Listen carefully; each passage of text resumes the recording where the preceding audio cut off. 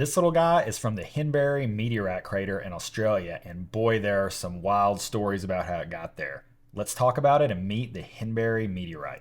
The Henbury Meteorite was discovered in 1931, about 80 miles southwest of Alice Springs, and it left a huge strewn field. This is an iron meteorite that broke up at some point when it was entering the Earth's atmosphere and left somewhere between 13 and 15 craters, with the largest one being over 180 meters in diameter. We're talking about something like 2 tons of iron meteorite that fell across this field after it shattered upon entry into the atmosphere. Like most iron meteorites, we believe this is from the core of some differentiated body like a protoplanet or an asteroid. But again, the really neat thing about this is some of the stories that are associated with this. Although this was discovered in 1931, there are some very interesting Aboriginal tales about the origin of this meteorite and some of its effects.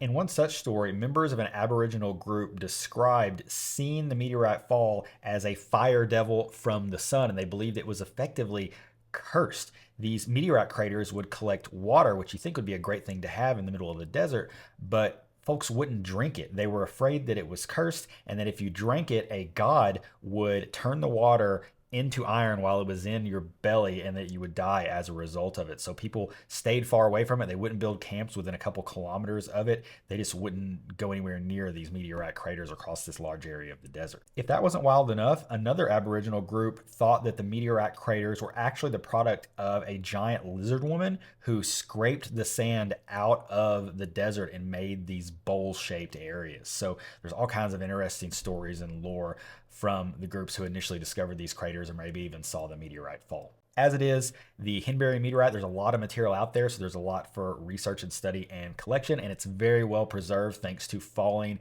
in a very dry area. We don't have to worry about humidity rusting it, and it being an iron nickel meteorite, which tends to stand up a lot better than the stone meteorites we see in lots of other places.